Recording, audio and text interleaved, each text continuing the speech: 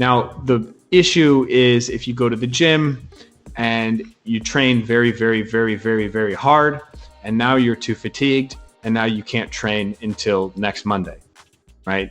When the guy next to you is, he trains what he does enough, then he's able to recover, and now he can train Tuesday, Wednesday. He can train every day. There is no guideline for me to explain to everyone what that level is. It's really a kind of a feeling out type of thing. But I can always say that less is more in the beginning. Right. It's like abstaining from doing as much as you can early on so that you have more room to grow later on.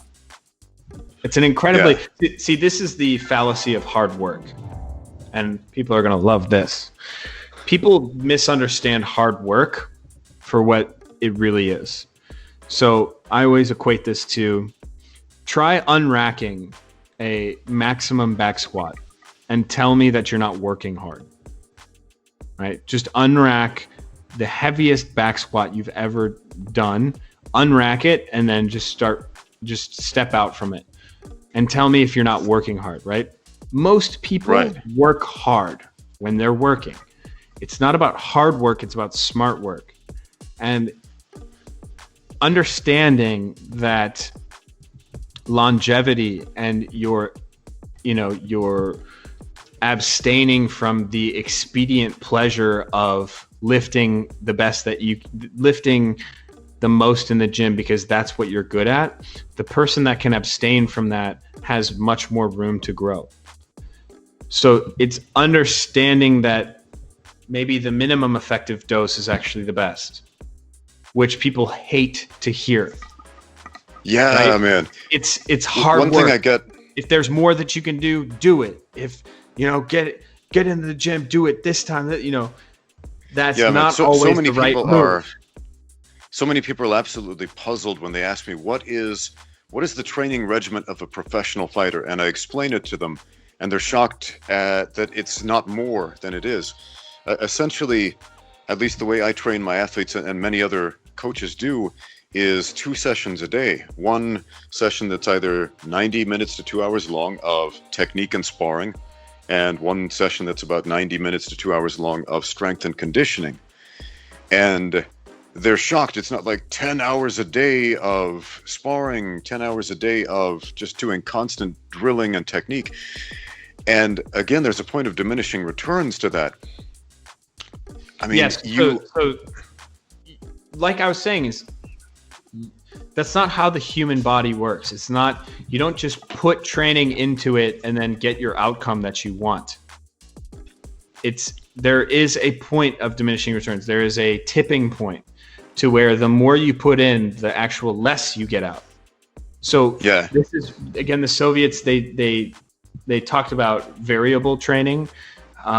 We know about the principle of overload. You do more so that your body adapts, and then you get stronger, so that more work that you do actually feels a lot easier.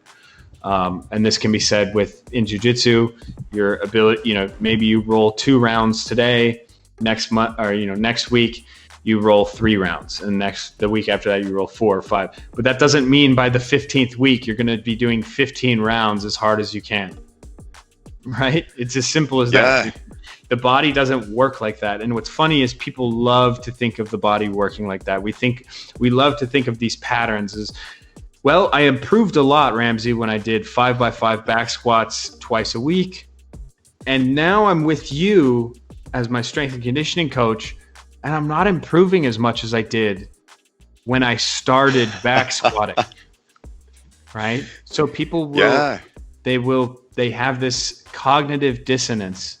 And this is a term as a coach that, boy, you need to be familiar with.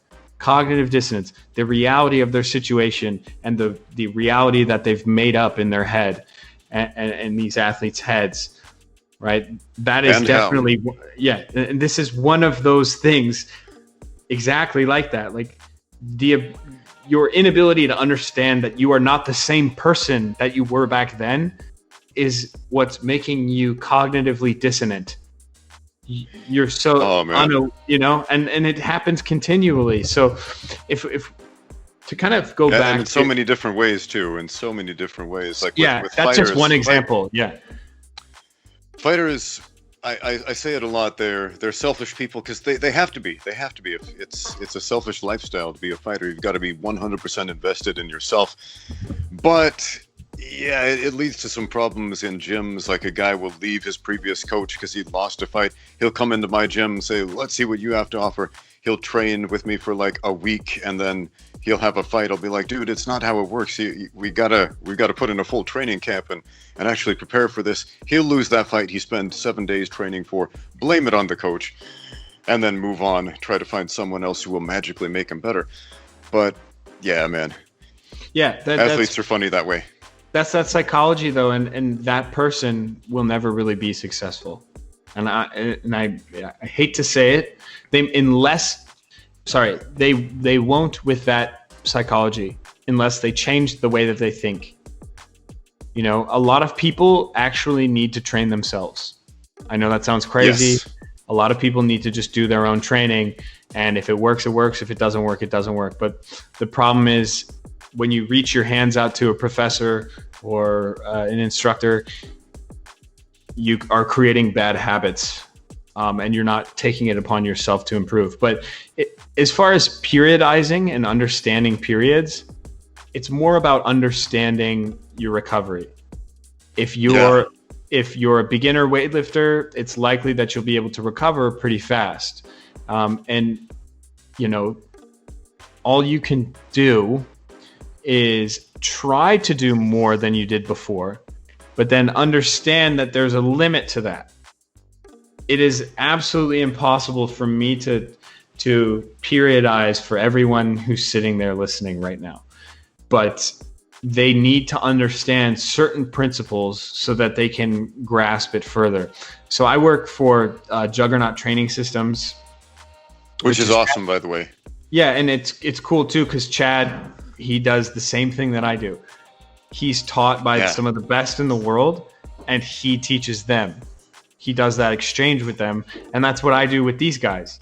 They teach me, you know, these are some of the best in the world at grappling, at no-gi grappling, and even in the gi, Rodrigo. You know, they're some of the best in the world, and I teach them about weightlifting. It's a tremendous exchange, and so I actually took that from Chad. I don't have to pay a membership for jiu-jitsu because they just come in and train with me. And I love training them, and I love having them at the gym. But Chad does the same thing down in Gracie Baja in Northridge in Orange County, and Chad has developed systems for training Brazilian Jiu-Jitsu specifically in the weight room. So there is actually a free ebook on juggernauttrainingsystems.com. I'm sorry to plug that, but that will actually lay out the fundamentals of strength training, not just for BJJ practitioners. I would say a lot of this stuff just carries over directly to mixed martial arts.